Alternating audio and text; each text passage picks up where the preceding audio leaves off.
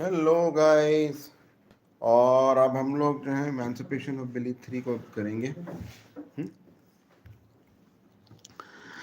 So after Billy had effectually entombed his ambitions, taken the veil to speak in a sonnery, he was surprised to discover how much lighter of a heart and happier he felt.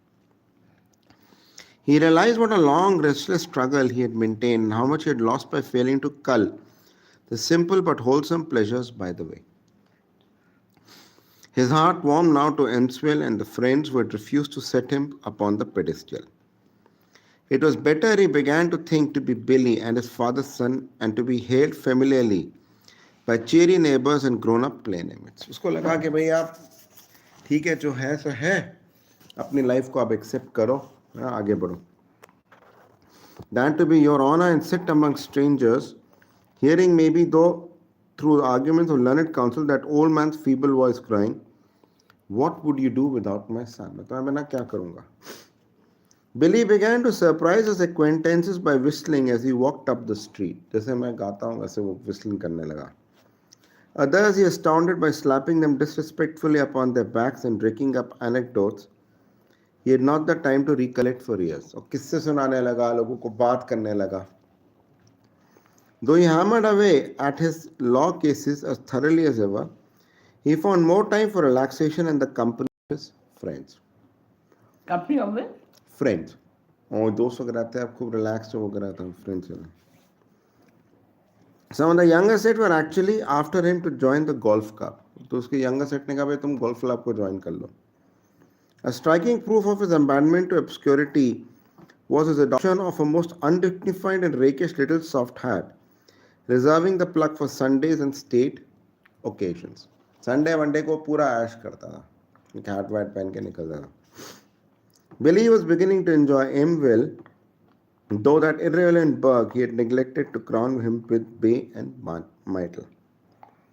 All the while, eventful peace pervaded Elmville.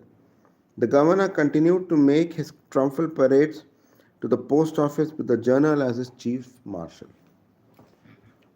For the slight squall that had rippled their friendship had to all indications been forgotten by both.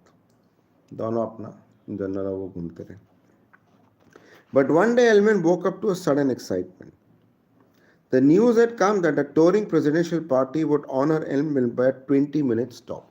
अब president साहब आ रहे हैं और 20 minute के लिए राष्ट्रपति जी रुकेंगे एल्मविल में. The executive had promised a 5-minute address from the balcony of the Palace Hotel. Palace Hotel की balcony से टोरी गवर्नमेंट की अब्राहम लिंकन वाली है. हाँ, वो बात करेंगे. ये लोग Elmville arose as one man, the man being of course General Diffenbaugh, to receive becoming the chieftain of all the clans.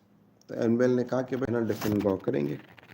The train with the tiny stars and stripes fluttering from the engine pilot arrived. Elmville had done her best. There were bands, flowers, carriages, uniforms, banners, and committees without end. High school girls in white frocks impeded the steps of the party with roses strewn nervously in bunches. The chieftain had seen it all before scores of times. He could have pictured it exactly in advance from the blue-grey priest down to the smallest robot. But his kindly smile of interest greeted Elmville's display as if it had been only an original. In the upper rotunda of the Palace Hotel, the town's most illustrious were assembled for honor of being presented to the distinguished guests previous to the expected address. So distinguished लोगों को कहा गया था, अब आप आओ. Outside Elmville's inglorious but patriotic masses filled the streets. Here in the hotel, General Diffenbaugh was holding in reserve Elmville's trump card. Elmville knew for the trump was a fixed one and its lead consecrated by an archaic customer. At the proper moment, Governor Pemberton, beautifully venerable, magnificently antique, tall paramount, stepped forward upon the arm of the general. Elmville watched and barked with bated breath. Never until now, when a northern president of the United States should clasp hands with the ex-war governor Pemberton, would the breach be entirely closed. अब war हुई थी तो उसका ये था. Would the country be made one and indivisible, no north, not much south, very little east, and no west to speak of? So Elmville excitedly scraped calcimane from the walls of the Palace Hotel with its Sunday best and waited for the voice to speak. And Billy, we had nearly forgotten Billy. He was cast for the sun and he waited patiently for his cue.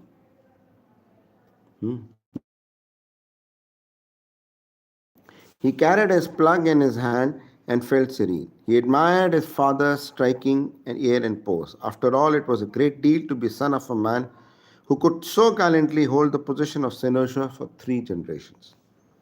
General Deffingbaugh cleared his throat. Elmville opened its mouth and squirmed. The chieftain with the kindly, faithful face was holding out his hand, smiling. Ex-war Governor Pemberton extended his own across the chamber. But what was the general saying?